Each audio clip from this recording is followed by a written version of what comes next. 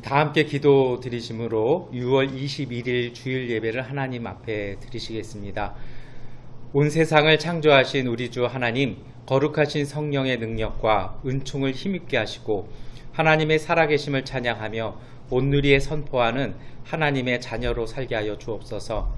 태양의 뜨거운 열기 앞에 활짝 웃는 해바라기처럼 내리는 빗방울을 한껏 받아들여 생명을 자라게 하는 대지처럼 우리도 성령의 뜨거움으로 말씀을 새기고 은사를 받아 하나님을 영광스럽게 하는 일꾼이게 하옵소서. 순종과 헌신을 원하시는 우리 주 하나님, 말씀 안에서 자라가는 우리의 인생을 통해 경배를 기뻐 받으시고 우리가 믿음으로 선택한 결정과 행동을 통해 영광 받으시기를 원합니다. 예수 그리스도의 이름으로 기도드립니다. 아멘. 나는 전능하신 아버지 하나님 천지의 창조주를 믿습니다. 나는 그의 유일하신 아들 우리 주 예수 그리스도를 믿습니다. 그는 성령으로 잉태되어 동정녀 마리아에게서 나시고 본디오 빌라도에게 고난을 받아 십자가에 못 박혀 죽으시고 장사된 지 사흘 만에 죽은 자 가운데서 다시 살아나셨으며 하늘에 오르시어 전능하신 아버지 하나님 우편에 앉아 계시다가 거기로부터 살아있는 자와 죽은 자를 심판하러 오십니다. 나는 성령을 믿으며 거룩한 공교회와 성도의 교제와 죄를 용서받는 것과 몸의 부활과 영생을 믿습니다. 아멘. 주님의 성령 지금 이곳에 임하소서.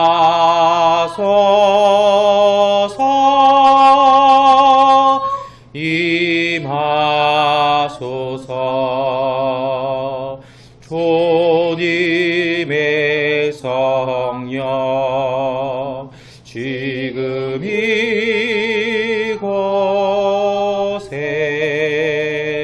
임하소서.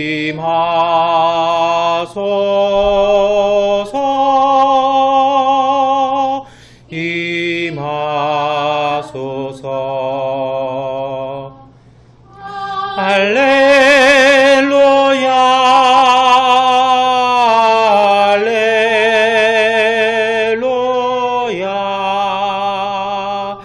할렐루야,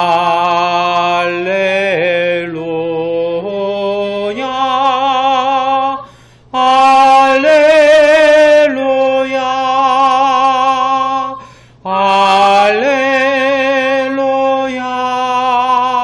할렐루야,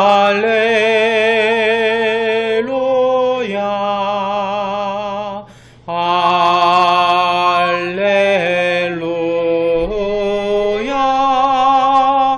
할렐루야, 할렐루야. 다 함께 기도 드리시겠습니다. 전능하신 아버지 하나님, 오늘 저희들이 주 앞에 모여 함께 믿음으로 고백하며 예배하게 하시니 감사드립니다. 각자의 예배의 처소마다 주님께서 임재하여 주셔서 하나님의 크신 은혜와 하나님의 소망을 보게 하여 주시고 성령이 주시는 능력에 힘입어 하나님 이 어려운 시기를 잘 이겨낼 수 있는 믿음의 가족들 되게 하여 주시옵소서. 아버지 하나님, 이 시간 저희들의 저희들의 연약함과 저희들의 허물을 고백하며 주 앞에 나아가오니 예수 그리스도의 보혈을 통하여 저희를 새롭게 하여 주시고 하나님이 주시는 큰 은혜로 하나님 나라의 평화의 삶 살아가게 하여 주시옵소서.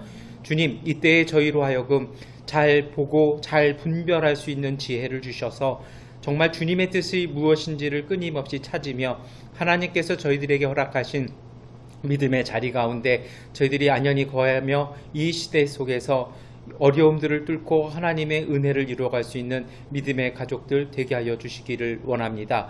하나님, 한국 땅에 있는 여러 가지 어려움들, 특히 북한과의 여러 가지 힘든 문제들 주께서 함께하여 주셔서 이 땅에 다시 전란이 일어나지 아니하도록 하나님 모든 위정자들의 마음에 평화의 마음을 주시고 지혜를 주셔서 이 어려운 시기를 극복해 나가게 하여 주시옵소서.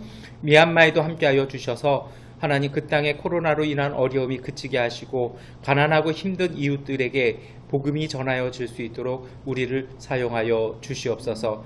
하나님, 이 믿음으로 고백하며 예배 드릴 때에 저희들이 말씀을 읽고 고백할 때마다 하나님께서 주시는 말씀의 능력이 우리에게 새 삶을 창조하는 은혜를 보게 하여 주시고, 찬양을 드릴 때마다 우리 가운데 임하셔서 우리를 위로하시고 우리를 이끌어 주시는 하나님의 은혜를 고백하며 영광 돌리게 하여 주시옵소서. 주님께서 이 예배 가운데 함께하여 주심을 믿사옵고 예수 그리스도의 이름으로 기도드립니다.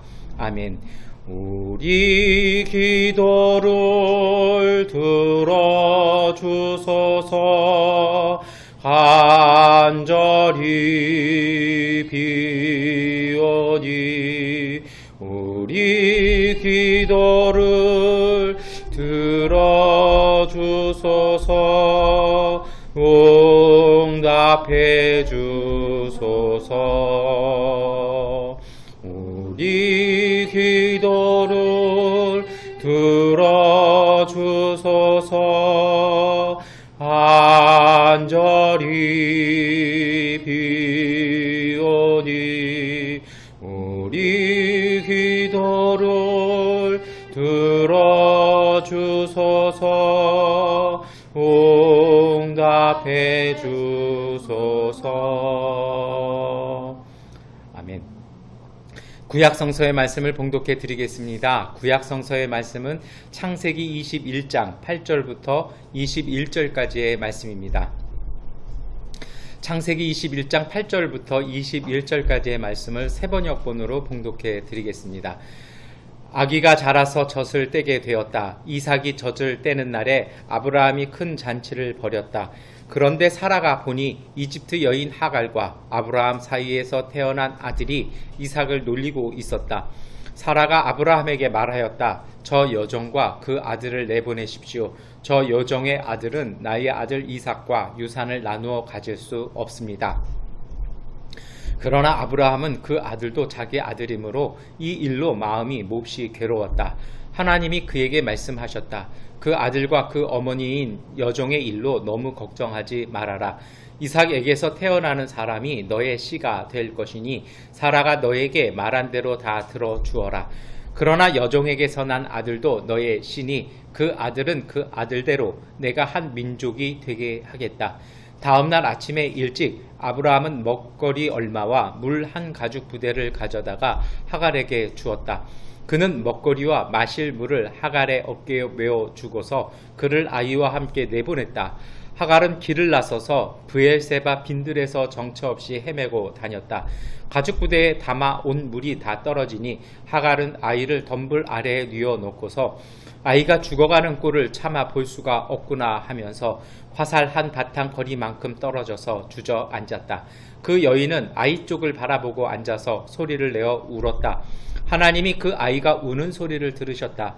하늘에서 하나님의 천사가 하갈을 부르며 말하였다. 하갈아, 어찌된 일이냐? 무서워하지 말아라. 아이가 저기에 누워서 우는 저 소리를 하나님이 들으셨다. 아이를 안아 일으키고 달래어라. 내가 저 아이에게서 큰 민족이 나오게 하겠다. 하나님이 하갈의 눈을 밝히시니 하갈이 샘을 발견하고 가서 가죽 부대에 물을 담아다가 아이에게 먹였다. 그 아이가 자라는 동안에 하나님이 그 아이와 늘 함께 계시면서 돌보셨다. 그는 광야에 살면서 활을 쏘는 사람이 되었다. 그가 바람 광야에 살 때에 그의 어머니가 그에게 이집트 땅에 사는 여인을 데려가서 아내로 삼게 하였다. 아멘. 찬송가 216장을 찬송하시겠습니다. 찬송가 216장입니다. 성자의 귀한 몸 날 위하여 버리신 그 사랑 고마워라. 내 머리 속여서 주님께 비는 말 나무 주님께 바치리까.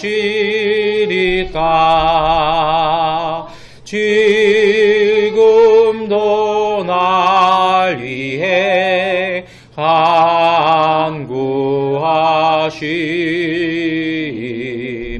이 옅은 믿음이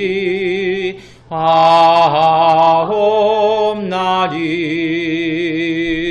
주님의 참사랑 고맙고 놀라와 찬송과 기도를 쉬지 않네. 주님의 십자가 나도 지고 신실한 믿음과 마음으로 형제의 사랑과 친절한 위로를 네게나 베풀게 하옵소서. 만 가지 은혜를 받았으니 내 평생 슬프나 즐거우나 이 몸을 온전히 주님께 바쳐서 주님만 위하여 늘 살겠네. 아멘. 복음서의 말씀을 봉독해 드리겠습니다. 마태복음 10장 24절부터 39절까지의 말씀입니다.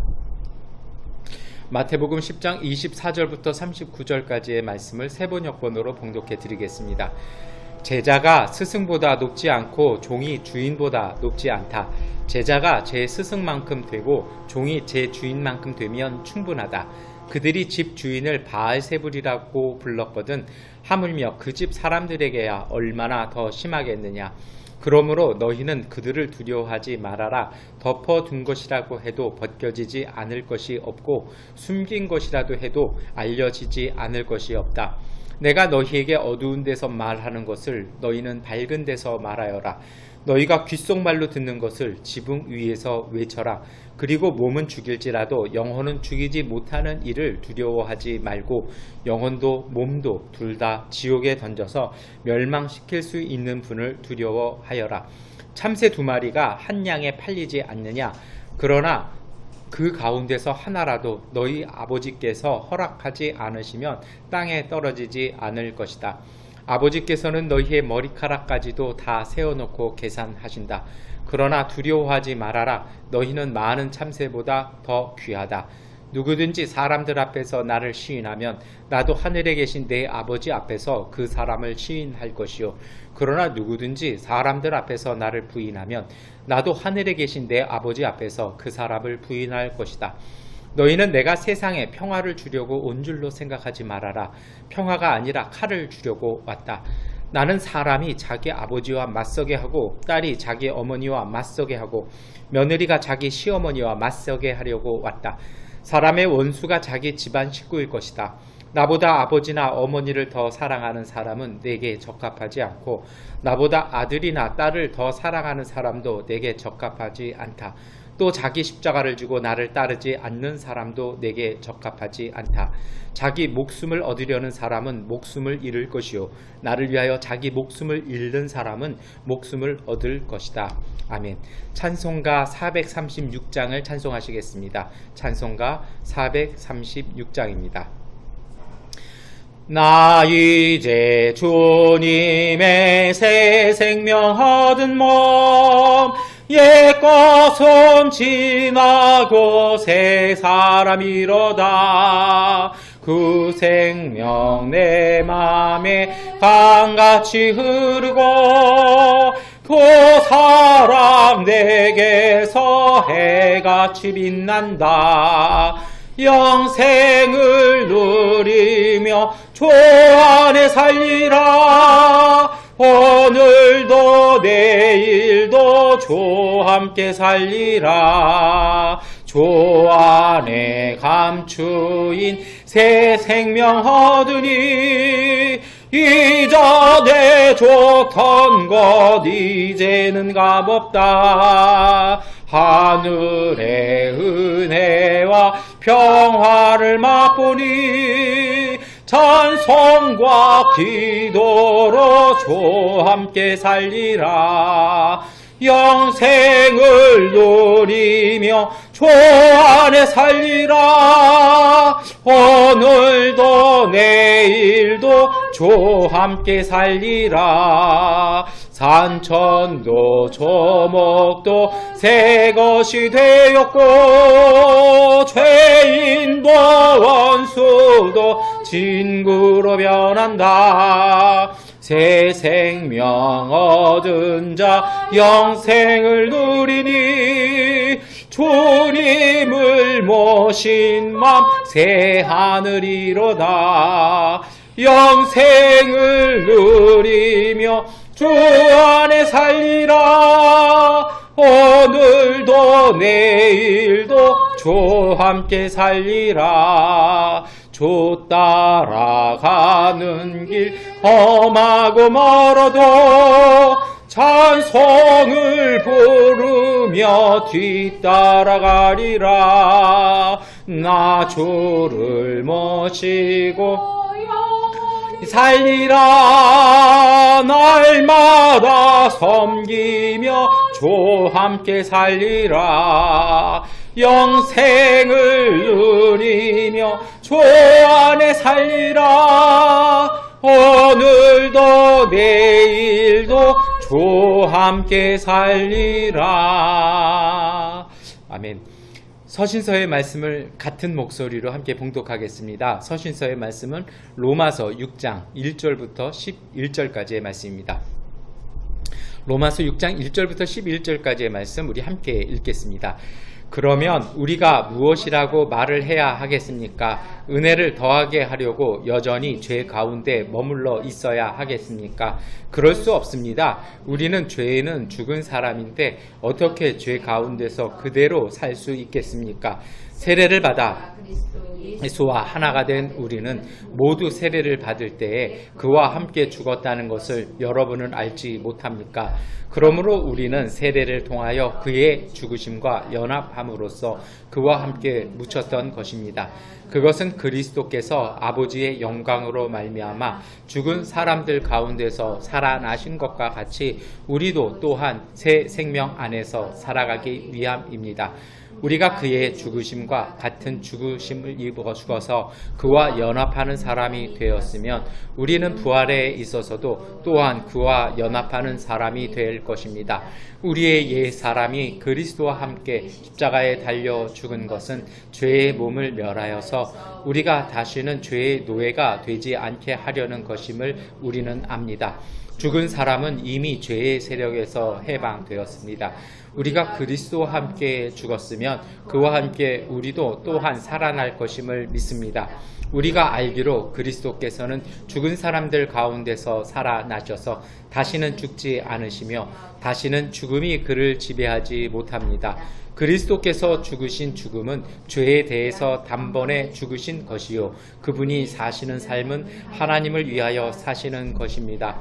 이와 같이 여러분도 죄에 대해서는 죽은 사람이요 하나님을 위해서는 그리스도 예수 안에서 살고 있는 사람이라는 것을 알아야 합니다. 아멘.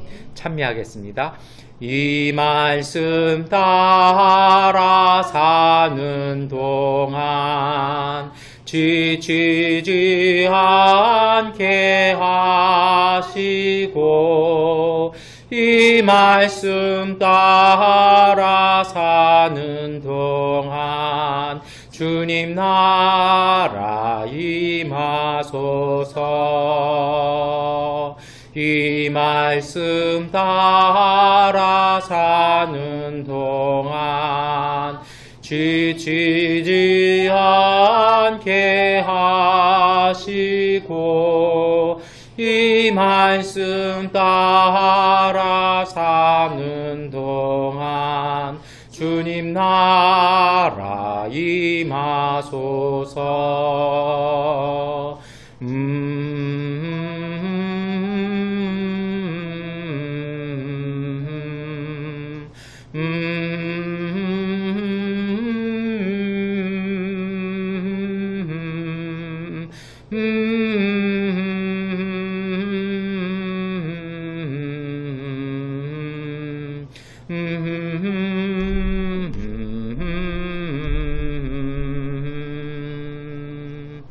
아멘. 우리 함께 다 인사하시겠습니다. 우리 사랑합니다, 축복합니다 인사하시겠습니다. 네, 사랑합니다, 축복합니다. 아멘. 우리 한 번 더 인사하실 때 하나님께서 우리에게 큰 은혜 주십니다 인사하시겠습니다. 하나님께서 우리에게 큰 은혜 주십니다. 아멘. 네, 우리 한 번 더 인사하실 때요. 우리 이제 곧 양곤에서 만납니다 인사하시겠습니다. 이제 우리 곧 양곤에서 만납니다. 아멘. 네, 오늘 이렇게 예배 이렇게를 하고 있는데요. 오늘은 또 우리 교회 가족분들하고 같이 예배드리니까 더 은혜스럽고 저도 더 힘이 나는 것 같습니다. 우리가 다시 모일 수 있는 날 위해서 우리가 함께 기도했으면 좋겠습니다. 이번 주간에 제가 어떤 글을 하나를 읽었는데요. 되게 마음에 와서 닿았습니다. 그 용혜원 씨의 이 성공노트라는 곳에서 나오는 책인데요. 이 글인데요. 이렇습니다. 어려움이 닥치면 삼류 인생은 울어버린다. 이류 인생은 입술을 깨문다.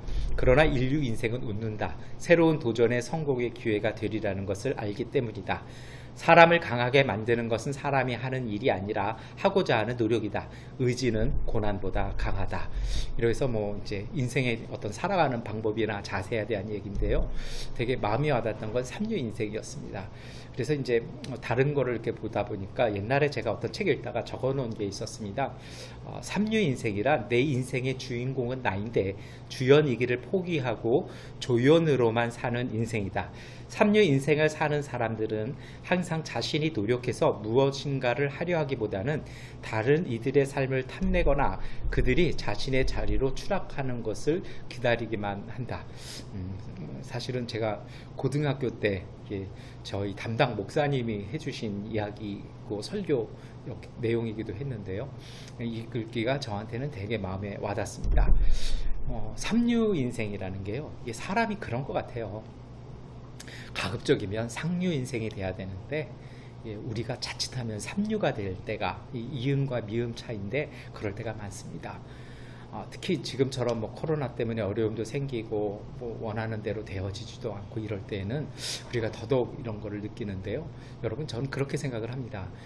신앙생활 속에 가장 위험한 것 중에 하나가 무엇이냐면요, 스스로를 한계 짓는 겁니다. 나는 이것밖에 안 된다. 이거는요 잘못된 겁니다. 하나님은 우리로 더 넓은 꿈을 갖게 하셨습니다. 그래서 가끔은요 악이 우리에게 유혹하는 건 한계를 자꾸 짓는 겁니다. 근데 사람이요 본 것만큼 가게 돼 있는 겁니다. 아는 만큼 가는 것이고요, 깊이 있는 것만큼 무게가 나오는 것입니다. 성경에도 이러한 삼류 인생을 살아갔던 사람들의 삶과 그들의 변화가 잘 소개되어 있습니다. 저는 그러한 예 중에 오늘 본문 말씀에 나오는 하갈이 그런 삶을, 그리고 그러한 인생에서 다른 인생으로 바뀌어져가는 하나님의 은혜를 읽어낼 수 있었습니다. 여러분, 하갈은요 여러분이 잘 아시는 것처럼 이집트인입니다. 그리고 사레의 몸종이었습니다. 이 하갈이라는 이름마저도 이게 외래어이기 때문에 정확한 이름의 뜻을 알 수가 없습니다. 다만 전통적으로는 방황과 도피를 상징하는 것이 하갈입니다. 끊임없이 도망가는, 끊임없이 뭔가를 헤매고 방황해야 되는 인생에 대한 상징으로 이렇게 유대교 안에서는 전통적으로 그 뜻을 내려오고 있습니다. 여러분, 이 창세기를 가만히 읽어보면요, 이 하갈은요 아브라함과 사레에게 있어서 이름으로 불린 적이 거의 없습니다. 아브라함과 사레가 부를 때는 끊임없이 여종으로만 불리는 아주 이렇게 멸시받는 존재였습니다. 그것뿐만이 아니라 이 사레와 아브라함에게 삶의 주권을 빼앗긴 어떤 종속된 그런 삶을 살아야 했습니다. 그러니까 몸종이었던 것이었습니다. 그래서요, 자기가 희망을 걸었던 이스마엘 때문에 오히려 사레로부터 학대받았던 사람입니다. 이러한 하갈이, 이러한 3년 인생을 살았던 하갈이 인생을 뒤바뀌는 체험을 하게 됩니다.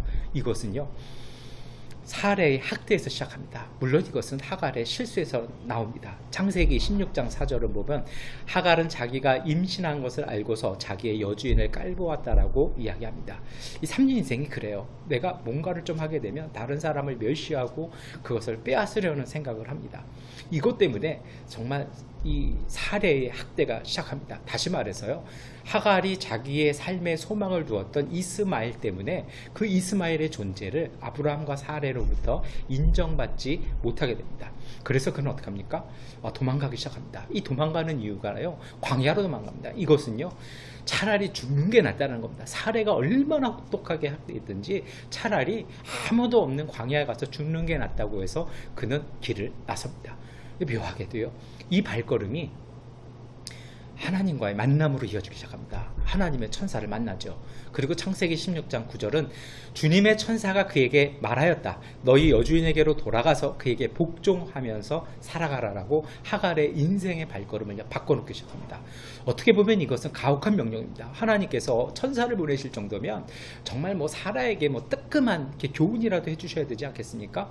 그런데요, 하나님이 천사를 통해서 하갈에게 요구했던 것은요, 이제 하갈이 수동적으로 명령을 따르고 학대받고 도망가는 삶이 아니라 스스로의 의지를 향해서 그 학대 속으로 다시 들어가라는 것입니다.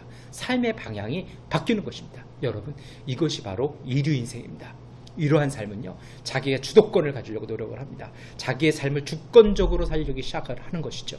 죽음이 아니라 생명을 향해 사는 삶의 전환입니다. 여러분, 우리는 이러한 삶이 사실은요, 세상적으로는 성공한 사람들입니다. 성공이라는 것이 물질을 많이 만들어 놓은 것이 아닙니다. 내가 삶을 살아야겠다는 의지를 가지고 나는 어떠한 삶을 살아야겠다는 그 그림을 가져놓고 그대로 가는 것입니다. 이 종속되는 것이 아닙니다. 저는 가끔 한국에서 사용하는 이 소확행이라는 말, 저는 싫습니다. 이 소확행이라는 말이 소소하고 확실한 행복이라고 그러는데요, 저는 이게 싫어요. 행복은요, 누구나 같아야 되지 무슨 소소해야 됩니까? 그냥 나는 저거 꿈꿀 수 없으니까 그냥 요것만이라도 그냥 이렇게 만족하겠다. 이거는요, 좀 아닌 것 같아요. 하나님이 주시는 행복은 우리가 생각하는 이상으로 많습니다. 그런데 묘한 것은요, 자꾸 세상이 자꾸 뭔가를 지배하는 사람들이 자기의 그 몫을 지키기 위해서 우리로 하여금 소시민적으로 살게 합니다. 거기에 만족하고 살게 하려고 합니다. 하나님이 만드신 세상은 계급적인 삶이 아니라 하나님이 만드신 세상은 평화로운 평등한 곳입니다. 그런데 우리 스스로가요, 거기에 기죽어서는 안 될 것입니다. 여러분, 그래서요, 이러한 변화의 동력이 일어나는 것은 하나님의 축복에서 비롯된 희망입니다. 가끔 제가 간증을 합니다만 저도 제 인생을 바꾸었던 것이 교회였습니다. 어릴 때 정말 가난했지만요, 교회에서 보니까, 교회 가서 이렇게 신앙생활을 하다 보니까 다른 세상이 있다는 걸 알게 됐습니다. 다른 것이요, 그것이 멀리 있는 것이 아니라 충분히 할 수 있다는 걸 보았습니다. 저에게 그 삼류인생이라는 그 내용을 해주신 목사님도 정말 가난한 가정에서 태어났습니다. 근데 그분이 어떻게 해서 대학을 가고 목회를 하는 거를 그 과정을 쭉 지켜보고요, 제가 아예 그 목사님 가정에 가서 며칠 살아본 적도 있습니다. 이게 가난한 게 꼭 정해진 건 아니라는 것을 그때 알았습니다. 여러분, 그러면서 하나님이 제게 주신 그림, 그것을 따라온 것이 지금까지 온 것 같습니다. 그래서요, 삶을 바꾸는 능력은 정말 하나님이 주신 축복입니다. 하나님이 주신 희망입니다. 그것이 하나님과의 만남에서 오늘 우리에게 와야 합니다. 하갈에게도 마찬가지였습니다. 창세기 16장 11절에 주님의 천사가 그에게 또 일렀다. 너는 임신한 몸이다. 아들을 낳게 될 터이니 그의 이름을 이스마엘이라고 하여라. 내가 고통 가운데서 부르짖는 소리를 주님께서 들으셨기 때문이다. 하갈이요, 이 이야기를 광야에서 듣습니다.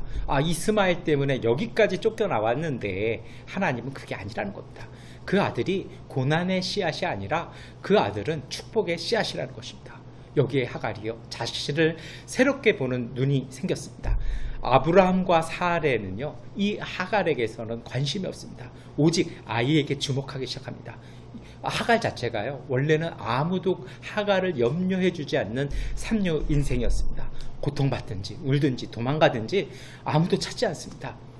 그런데요, 하나님은 이 하갈을 보고 계셨다라는 것입니다. 내가 고통 가운데서 부르짖는 소리를 주님께서 들으셨기 때문이다. 이 창세기 16장의 이 말씀이 쉬운 말씀 아닙니다. 그 시대의 상황 속에서는요, 하나님이 들으시는 소리는 아브라함의 기도입니다. 그런데 하갈이요, 깨닫습니다. 이집트인이고 자기가 학대받고 자기가 노예로 살지만 하나님이 내 기도를, 내 고통을 듣고 계시다라는 것입니다. 그래서 창세기 16장 13절에 하갈은 내가 여기에서 나를 보시는 하나님을 뵙고도 이렇게 살아서 겪은 일을 말할 수 있다니 하면서 자기에게 말씀하신 주님을 보시는 하나님이라고 이름 지어서 불렀다. 하갈이 이렇게 고백을 하죠. 이것을 부엘라 헤로이라 얘기합니다. 그런데요, 여러분, 하갈의 이 고백은요, 거의 모세나 이사야 수준에서 나오는 고백입니다. 이 이집트 여정, 그것도 믿음의 조상이라고 얘기하는 아브라함과 사레의 미움을 받는, 어떻게 보면 반추방되어진 이 존재가 하나님이 나를 보신다고 고백하는 것입니다. 이것 때문에 하갈은요, 다시 사라의 학대 속으로 돌아가기 시작합니다. 여러분, 이제 우리도요, 이 고백을 주의 깊게 보셔야 합니다. 여러분, 우리도 코로나19라든지 여러 가지 세상살이로 어렵습니다. 그런데요, 내 삶의 주도권을 빼앗겨서는 안 됩니다. 하나님이 우리에게 주신 약속, 하나님께서 우리에게 보여주신 희망을 붙잡고 하나님의 인도하심을 따라 때로는 고난을 견디는 삶을 살아야 됩니다. 내 삶의 의지로 사셔야지 세상의 환경에 따라 이리저리 옮기지 마십시오. 여러분, 이러한 어려움, 학대를 이겨내는 힘은요, 하갈의 고백에 따르면 자신을 지켜보시는 하나님이라는 겁니다. 이 사례의 학대가 오죽했겠습니까? 학대라는 표현은요, 아무에게나 쓰는 것이 아닙니다. 그런데요, 이 하갈은요, 사례를 보는 것이 아니라, 자신을 짓밟는 이 사례를 보는 것이 아니라 그러하게 고난당하고 있는 자기를 보시는 하나님을 보는 것으로 그는 이겨내기 시작합니다. 여러분, 이것이 바로 고난을 이겨내는 힘이고 이것이 바로 하나님에 대한 믿음이며 순종입니다. 이러한 학대의 고난 속에서 드디어 아들이 출생합니다. 창세기 16장 15절에 하갈과 아브라함 사이에서 아들이 태어나니 아브라함은 하갈이 낳은 그 아들의 이름을 이스마엘이라고 불렀다. 여러분, 이 본문 보면요, 이 말씀 자체가 되게 의미가 있습니다. 이 이름을 누가 지어줍니까? 하갈이 짓는 것이 아니라 아브라함이 짓습니다. 다시 말해서요, 하나님의 말씀대로 되더라는 것입니다. 아브라함 입장에서는요, 이스마엘이라는 이 이름 자체가 하나님께서 들으신다라는 뜻입니다. 어떻게 보면요, 나중에 태어나는 아들 이삭의 그 이름 뜻과는 지난주에 살펴봤습니다만 아주 차이가 나지 않습니까? 정말 은혜 있는 이름 아니겠습니까? 근데 이 이름을 아브라함이 이스마엘에게 지어주더라는 것입니다. 그것뿐만이 아닙니다. 이 창세기 16장 15절을 가만히 보면 이 하갈과 아브라함 이렇게 나오지 않습니까? 정식적으로는요, 아브라함과 하갈이 나와야 합니다. 그것이 맞는 기록법인데요, 성경은요, 남자 여자의 순이 아니라 하나님의 입장에서 기록을 합니다. 누가 더 주도권이 있다는 것입니다. 하갈이라는 것입니다. 다시 말해서요, 정말 어렵고 힘들지만 그 속에 희망을 갖고 살아가는, 하나님의 약속을 품고 가는 사람들의 그 믿음대로 삶은 결정 지어진다는 것입니다. 여러분, 지금 세계적으로 많이 어렵습니다. 이럴 때 우리가 가져야 될 믿음이 있습니다. 뺏기지 마십시오. 거기에 휘둘리지 마시고 하나님이 주시는 그 믿음과 희망을 가지고 의미 있는 발걸음을 걸어가십시오. 어려움을 이겨내십시오. 그러면 하나님께서 그 속에서 우리 가운데 이루어 주십니다. 하갈이요, 여러 가지 절망 속에서 다시 눈을 뜨기 시작합니다. 고난이 다시 찾아옵니다. 창세기 12장 8절부터 11절까지 우리가 함께 읽었던 말씀입니다. 이 사라가 이삭이 태어난 다음에 이스마엘에 대해서 경계를 합니다. 많은 분들이 창세기 21장 9절에 주목을 합니다. 그런데 사라가 보니 이집트 여인 하갈과 아브라함 사이에서 태어난 아들이 이삭을 놀리고 있었다. 여기서도 하갈이 먼저 나오지 않습니까? 근데 문제는요, 이스마엘이 이삭을 놀렸다는 겁니다. 근데 이 놀림이라는 것이 우리 지난주에도 나왔습니다만 그 웃음이란 그 뜻입니다. 츠아크 똑같습니다. 이삭의 이름이 되는 그 츠아크입니다. 그런데요, 그래서 많은 분들이 이 이스마엘이 이삭을 놀리고 괴롭혀서 사레가 그런 마음을 품었다 이렇게 생각하시는데 그게 아닙니다. 보면요, 사레는 그렇게 좀 치졸하진 않아요.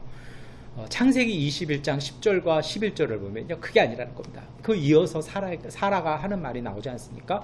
뭐냐면요, 자기 남편의 그 유산을 이삭과 이스마엘이 분배하기가 싫다라는 겁니다. 내 아들만, 이삭만 받아야 된다는 것입니다.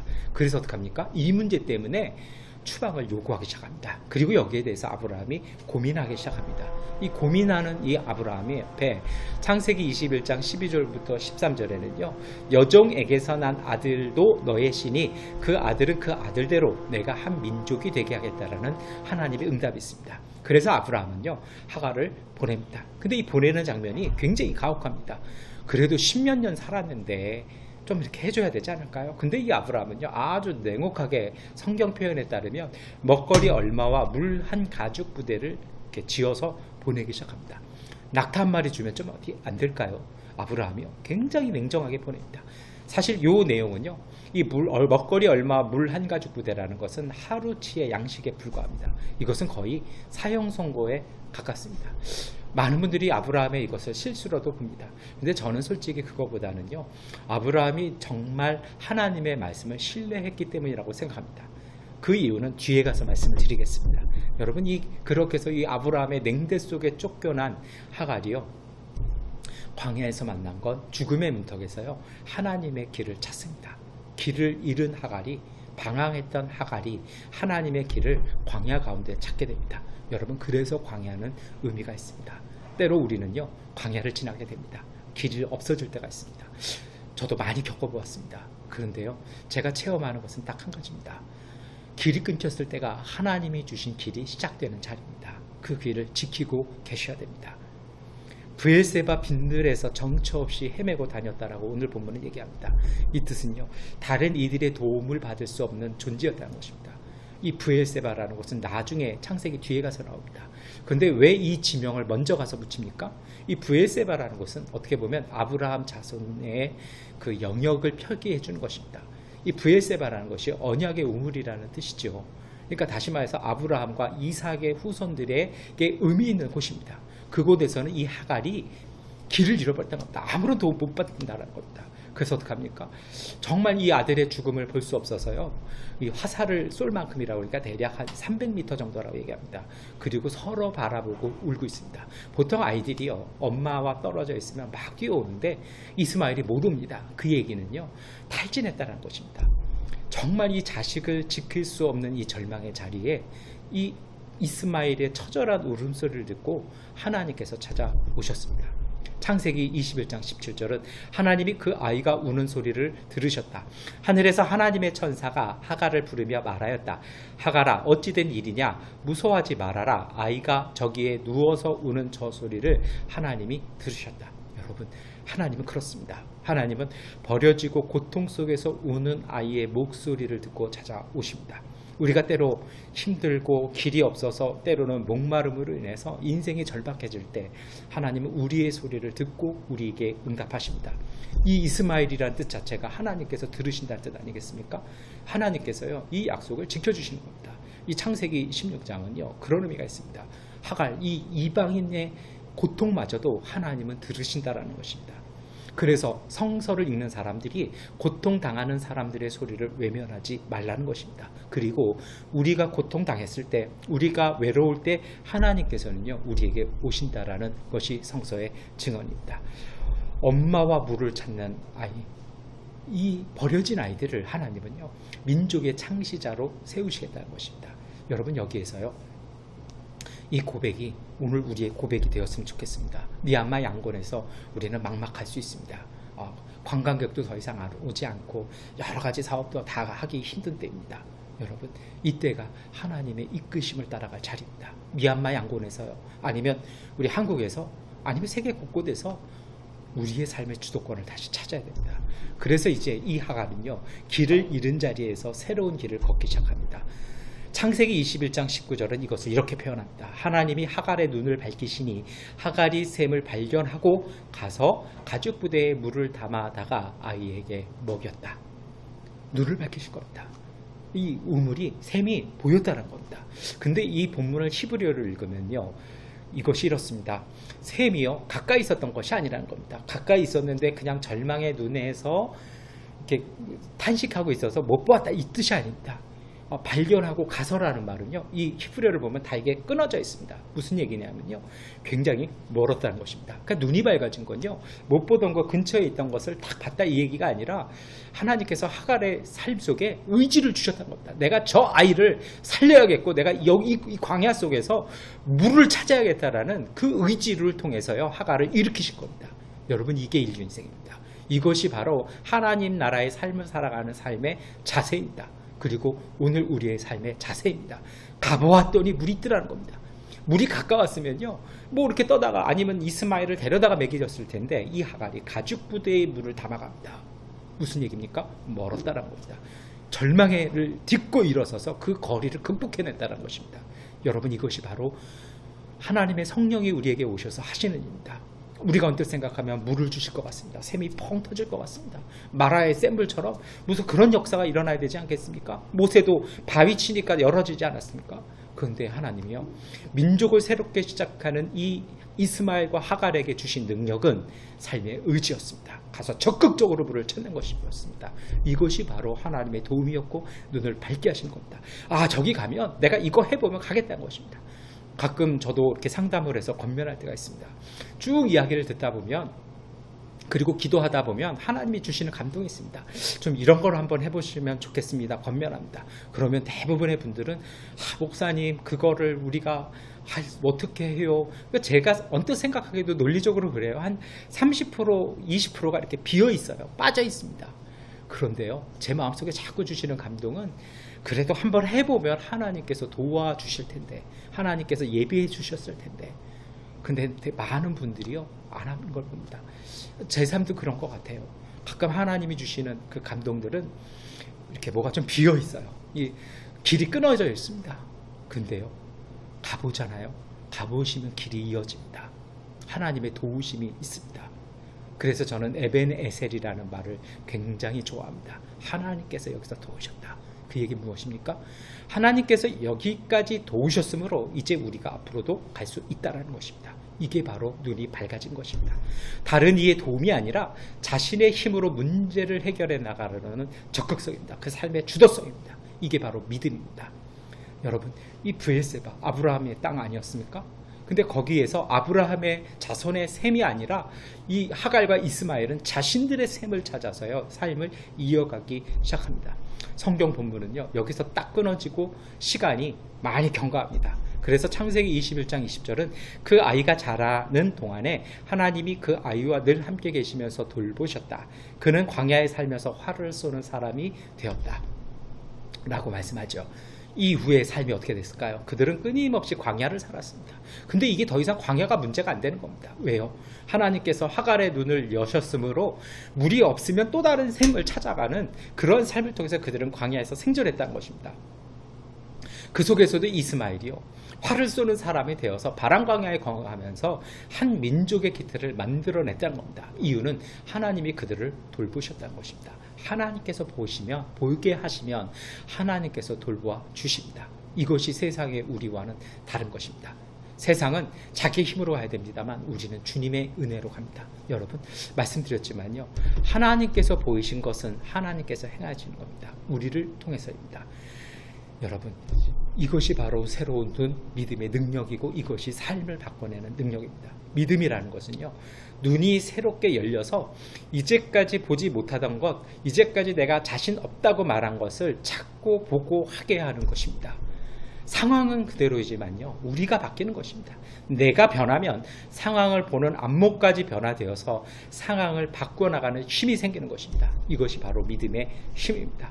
이 샘을 발견한 하갈이 아브라함의 우물에서 희망을 찾는 것이 아니라 이제는 자신의 샘에서 희망을 삶으로 바꿔나갑니다. 이것이 바로 추방당한 그 절박함에서 새로운 민족으로 성장해 나가는 힘이었습니다.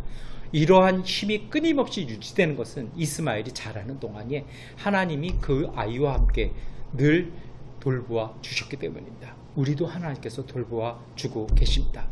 고통과 소외된 자들을 찾아오셔서 도우시는 하나님은 그것이 바로 하나님의 사랑입니다. 이사야서 42장 3절은 그는 상한 갈대를 꺾지 않으며 꺼져가는 등불을 끄지 않으며 진리로 공의를 베풀 것이다 라고 말씀합니다. 그리고 시편 12편 5절은 주님은 말씀하신다. 가련한 사람이 짓밟히고 가난한 사람이 부르짖으니 이제 내가 일어나서 그들이 갈망하는 구원을 베푸겠다. 이 시편의 말씀처럼요, 정말 우리가 품어야 될 것은 희망입니다. 내 삶이 제한되어졌고 결정된 것이 아니라 하나님의 은혜 속에서 우리가 믿음 안에서 성장할 것이다라는 그 꿈, 그 희망, 그 믿음을 품는 것입니다. 도우시는 하나님은 우리에게 믿음에 의한 새로운 안목을 주십니다. 정말 자기의 삶이 광야라고 느껴질 때 하나님은 우리의 아픔을 듣고 계십니다. 우리의 아픔을 들으시는 하나님께서 우리로 다른 이의 샘물에 의존하는 것이 아니라 우리의 눈을 밝혀서 하나님의 샘물을 보게 하십니다. 여러분, 이 샘물이 우리가 하나님 나라에 이르게 하는 힘의 근원되는 것입니다. 여러분, 이렇게 창세기를 읽다 보면 새로운 가치관을 눈뜨기 시작합니다. 이 창세기의 이 말씀을 가만히 묵상하다 보면요, 그런 생각이 들어요. 이 아브라함의 자손인 유대인이나 믿음의 조상이 아브라함이라고 고백하는 우리 입장에서는 창세기 21장이 읽기가 불편해집니다. 왜 그럴까요? 이 사례는요, 질투의 화신입니다. 아들을 위해서 억울한 희생을 강요하고 학대하는 사람입니다. 이 아브라함은 어떻습니까? 우유부단의 극치를 보여주고 비겁함을 보이죠. 하갈과 이스마엘은 어떻습니까? 유대인과 적대적인 입장인 사람들에게 입히신 하나님의 은혜가 드러나고 있습니다. 조상들의 치부를 드러내는 동시에요, 적대자들의 정당성을 역설하고 있으니 아무래도 유대인 입장이나 우리 입장에서는 힘들어질 수 있습니다. 그런데요, 그것이 아닙니다. 성경은요, 일부러 이렇게 기록을 합니다. 왜 그럴까요?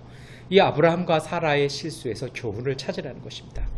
이스마엘의 후손들과의 분쟁으로 인한 어려움 속에서요, 이 모든 어려움이 정말 이 사라와 아브라함의 잘못에서 기인했다는 것입니다. 정말 이 사라의 속 좁은 생각, 그리고 이 아브라함의 비겁함, 여기서 생겼다는 것입니다.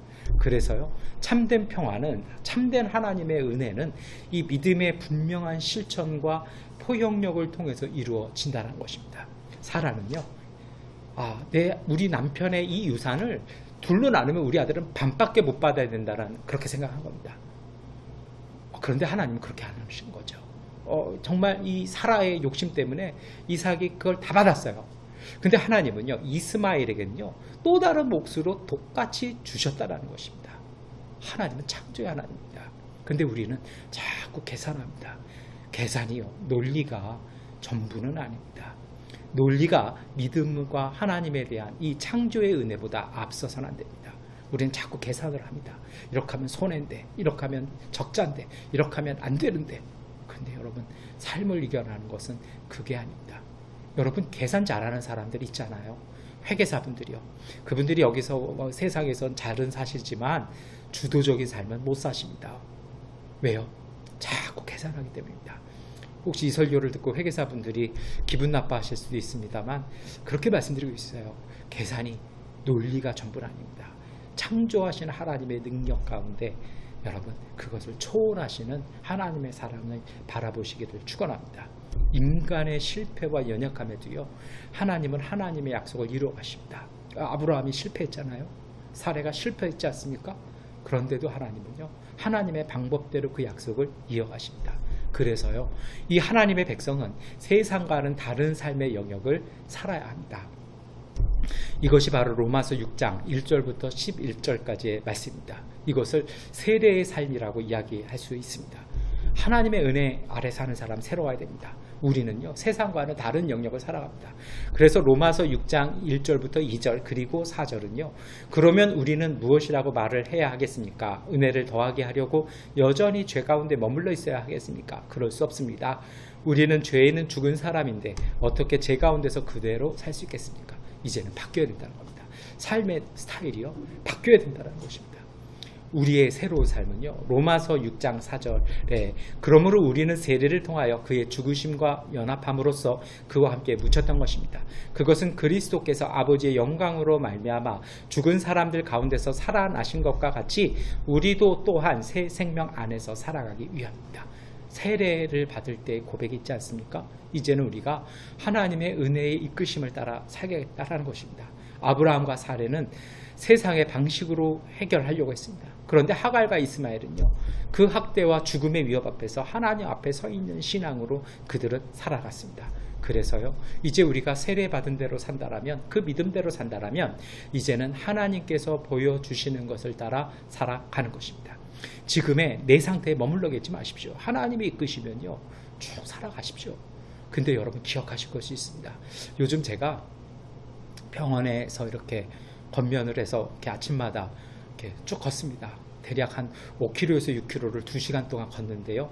처음 걸을 때 보니까 이게 되게 속상한 것이 있었습니다. 뭐냐면 할아버지 할머니들이 다 저를 추월해 가세요. 심지어는 다리를 떨뚝떨뚝 관절 불편하신 분들도 저를 추월해 가세요. 정말 창피하고 민망했습니다. 그래서 어떻게든 쫓아가 보려고 이러는데요. 딱 한 명 이게 어느 정도는 이렇게 가는데 저를 되게 자극하는 한 분이 있었습니다. 가는데 이 추월도 못하고 끊임없이 제 앞을 한 20m, 30m를 쭉 유지하면서 가는데 그거를 추월하려고 하는데 비슷하게까지 가다가 항상 저는 지쳐서 뒤처집니다. 며칠을 그랬습니다. 그러다 제가 깨달은 것이 있었습니다.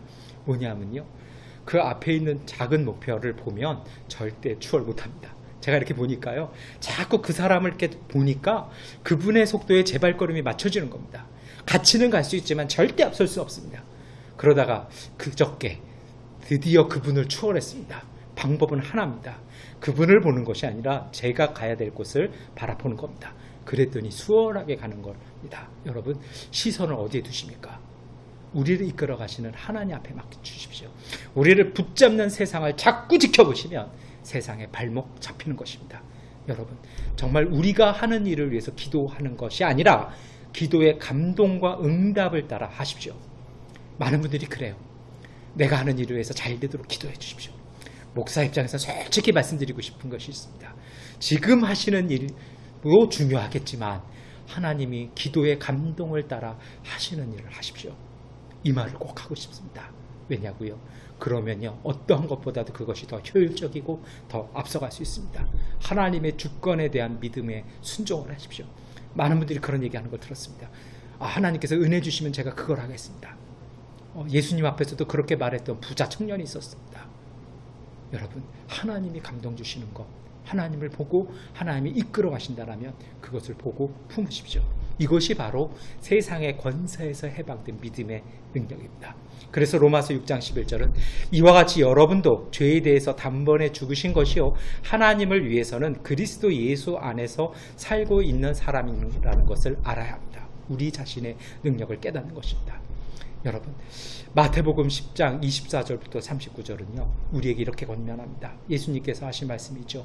두려워하지 마십시오. 하나님은요 세상을 너무 잘 알고 계십니다. 우리를 귀하게 여기시고 계십니다.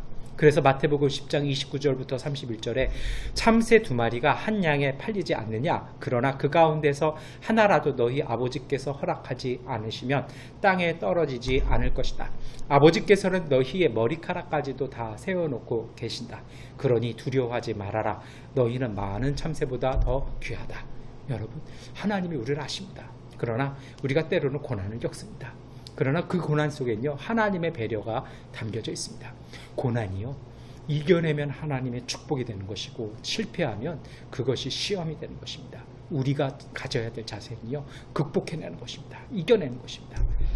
왜냐하면요 하나님이 우리 가운데서 함께 하시기 때문입니다. 그래서 우리는 세상과 우리를 위한 하나님의 일하심을 생활 속에서 실천함으로 이웃에게 하나님을 드러내는 것입니다.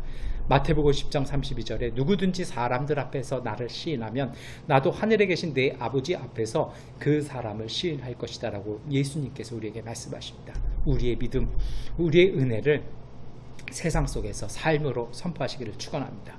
이런 일들은요 갈등과 분쟁 속에서 진행이 됩니다. 참 이해 못할 말씀이 있죠. 마태복음 10장 34절부터 36절까지의 말씀입니다. 너희는 내가 세상에 평화를 주려고 온 줄로 생각하지 말아라. 평화가 아니라 칼을 주려고 왔다. 나는 사람이 자기 아버지와 맞서게 하고 딸이 자기 어머니와 맞서게 하고 며느리가 자기 시어머니와 맞서게 하려고 왔다. 이 말씀 때문에 옛날 조선 말에 선교사들이 많이 힘들었습니다. 이것은요, 비윤리와 효도의 문제가 아니라 이것은 정의에 대한 문제입니다. 관행과 가족에 대한 봉사로 일컬어지는 그 부조리, 잘못된 전통이라는 그 관습에 대한 거부를 얘기하는 것입니다.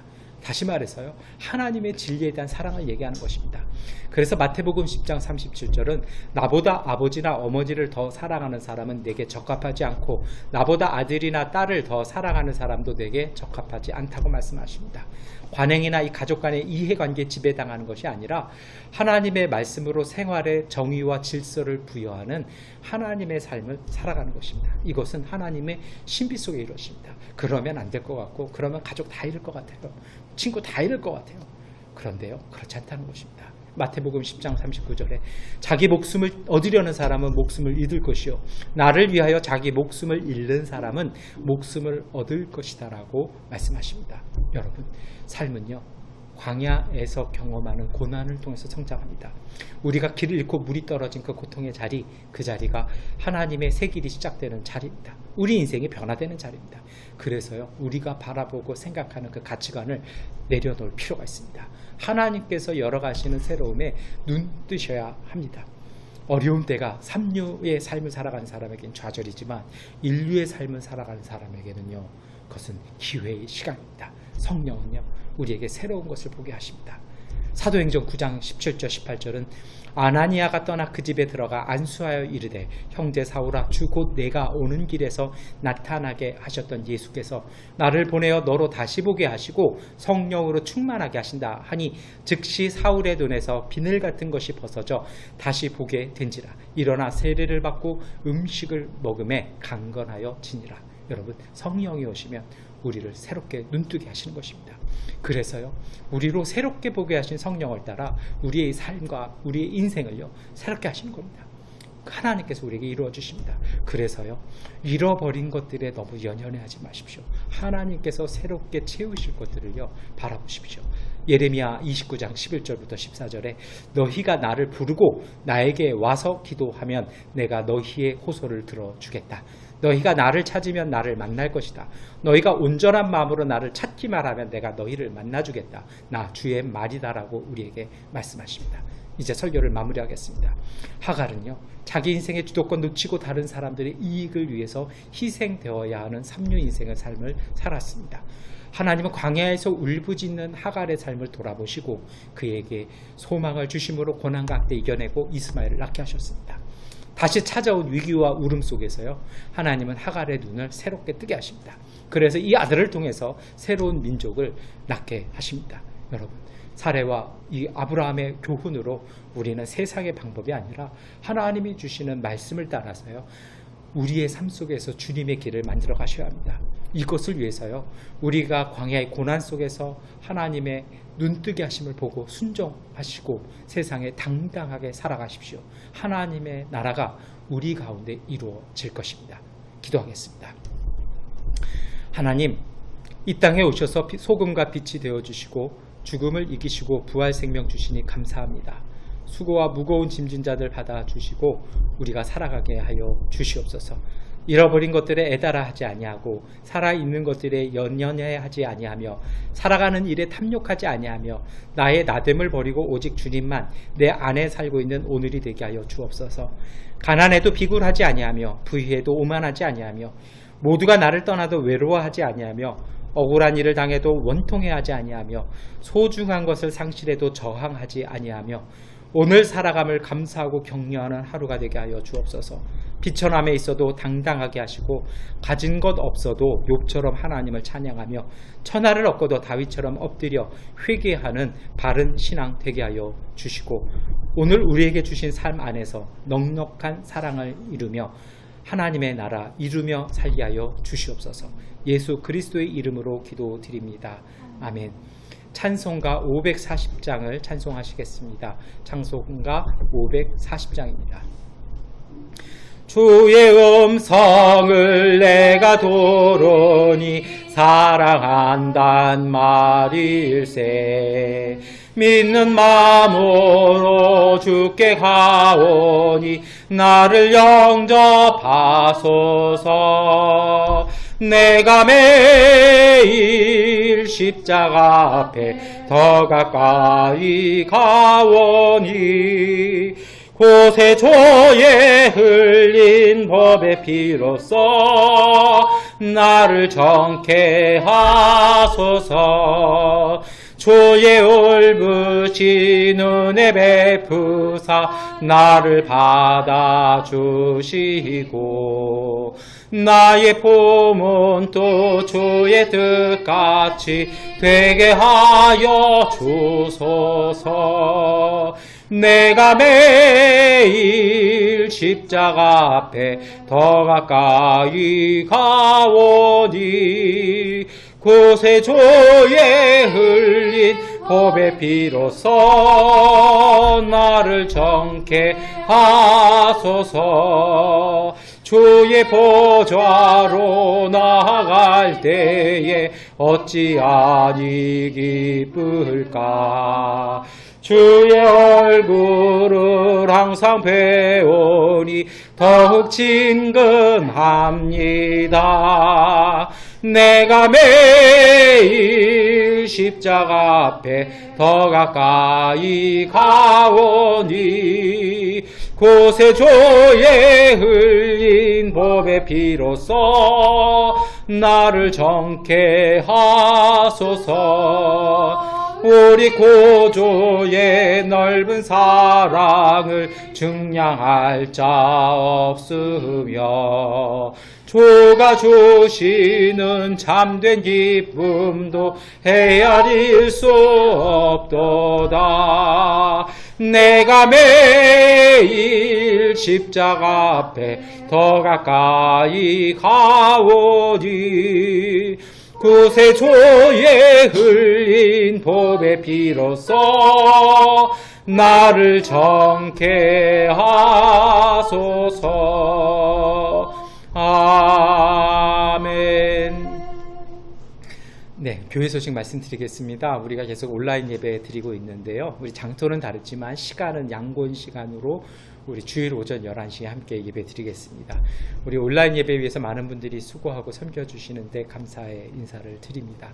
그리고 한 가지 더 말씀을 드리면요. 이 기간 동안에 좀 어렵고 힘든 일에 자꾸 마음 뺏기지 마시고 우리 가정이나 사업장을 잘 이렇게 청소도 하시고 잘 다듬으셨으면 좋겠습니다. 그렇게 해서 깨끗하게 하시면 그리고 그 속에서 청소하고 잘 예쁘게 만드시면서 기도하시면 하나님께서 그 기도 가운데 응답해 주십니다.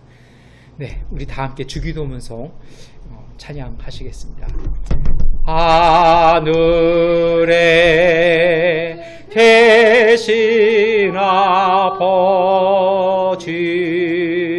이름 거룩하사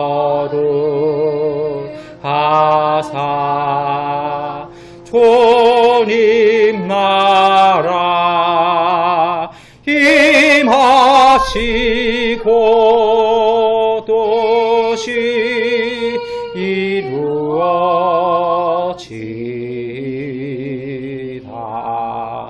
일용할 양식 주시고 우리 둘의 큰 죄 다 용서하옵시고 또 시험에 들게 마시고 악에서 구원하소서. 대개 주의 나라 주의 권세 주의 영광 영원히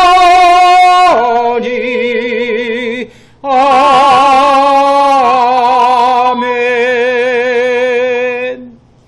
하나님, 주 앞에서 예배드리며 하나님 앞에 헌신하며 하나님이 주신 삶의 터전을 이 어려움과 이 고난 속에서도 그 길을 잘 걸어가기 위해서 주님 앞에 예배드리는 모든 가족들, 그리고 예배드리며 주 앞에 예물드리며 하나님 앞에 기도하며 주님의 길을 묻는 가족들 가운데 주님의 은혜, 하나님이 주시는 새로운 길을 보게 하여 주시옵소서. 지금은 우리 주 예수 그리스도의 은혜와 아버지 하나님의 극진하신 사랑하심과 보혜사 성령님의 위로와 인도하심이 인생의 광야에서 길을 잃어 하나님의 새 길을 기다리며 주님이 주신 그 길을 묵묵히 걸어감으로 하나님의 평화를 이루어가는 미얀마 한인연합교회 가족들 가운데 넘치도록 함께 하시기를 간절히 축원하옵나이다. 아멘. 주님의 평화가 여러분과 그리고 우리 이웃과 함께 있습니다. 이것으로 주일 예배를 마치겠습니다.